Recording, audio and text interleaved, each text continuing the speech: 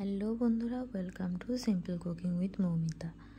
আজকে আরও একটা নতুন রেসিপি নিয়ে চলে এসেছি, যেটার নাম হলো ইনস্ট্যান্ট প্রেসার কুকারে রাজমার রেসিপি।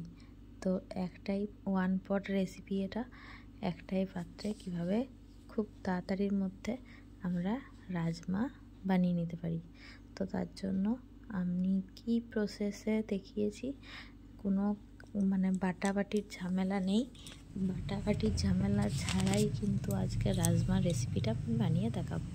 তো তার জন্য সকালবেলাতেই আমি রাজমাটা ভিজিয়ে রেখে দিয়েছিলাম।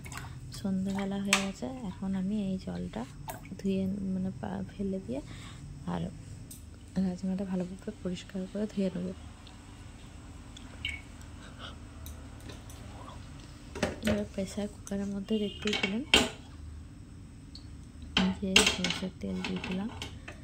তো যেহেতু এটা একটাই পাত্রের মধ্যে আমি বানাবো, তার জন্য এটা দেখাচ্ছি। এবার জিরা দিয়ে দিলাম ফোড়নে, এবার শুকনো লঙ্কা একটা দিয়ে দিব।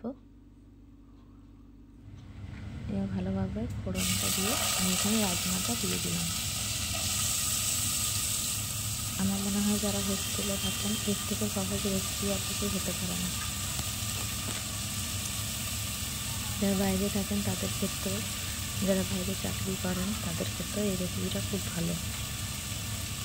এরপর দিয়ে দিলাম,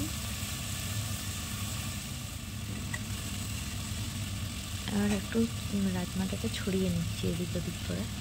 এবার একটা গোটা পেঁয়াজকে এরকম 4 ফাল্লা করে আমি কেটে রেখেছি, সেটা দিয়ে দিলাম। এবার কয়েক কোয়া রসুনও দিয়ে দিলাম। এবার একটা আলু ডুমডুমা করে কেটে রেখেছি, সেটাও দিয়ে দিলাম। 2 কাঁচা লঙ্কা দিয়ে দিলাম। এবার আদাটাকে আমি গ্রেট করে নিয়েছি, সেটা দিয়ে দিলাম। আদাটা শক্ত জিনিস, আদাটা কিন্তু গলবে না প্রেসারের মধ্যে, তাই আদাটা আমি গ্রেট করে দিয়েছি এখানে। নুন দিয়ে দিলাম পরিমাণ মতো, টেস্ট অনুযায়ী।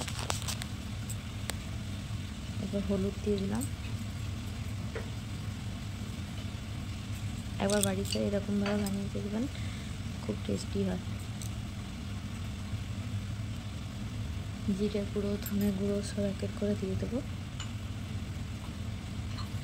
আর আমি এখানে একটু পাওভাজি মশলা ইউজ করেছি। আপনারা চাইলে যে কোনো মশলা ইউজ করতে পারেন, চিকেন মশলাও ইউজ করতে পারেন, খুব ভালো হয় টেস্টটা। এই যে আমার কাছে হাতের কাছে এটা পাওভাজি মশলাটা ছিল, আমি এটাই ইউজ করেছি। এবার ভালোভাবে সবগুলোকে একবার করে আমি নাড়িয়ে চাড়িয়ে মিশিয়ে নেব।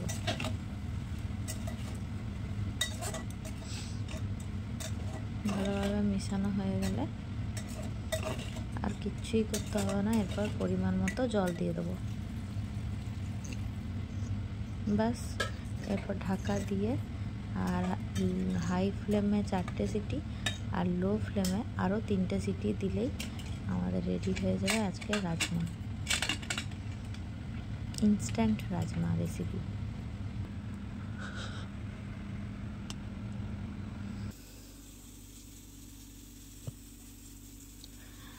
আজকে রেসিপিটি যদি আপনাদের ভালো লেগে থাকে, এরকম ধরনের আরও রেসিপি দেখার জন্য আমার চ্যানেলটি সাবস্ক্রাইব করে পাশে থাকা বেল আইকনটি অল করে নেবেন।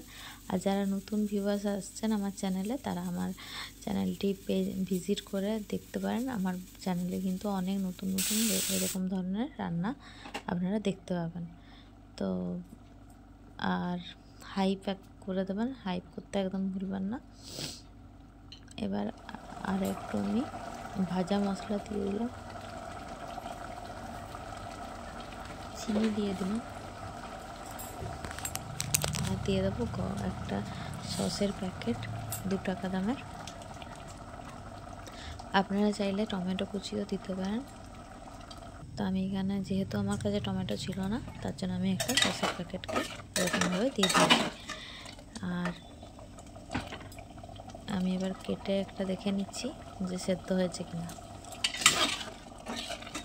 আর একটু ফুটতে দেবো, দেখুন কত সুন্দর হয়েছে দেখতে। years later. এবার একটু ভাজা মশলা দিয়ে দিলাম, ঝোলটা অনেকটাই মরে এসছে। আপনারা আপনাদের হিসাব অনুযায়ী ঝোলটা রাখবেন। যদি বেশি রাখতে চান তো বেশি রাখতে পারেন, আর যদি কম রাখতে চান তাহলে কম রাখতে পারেন।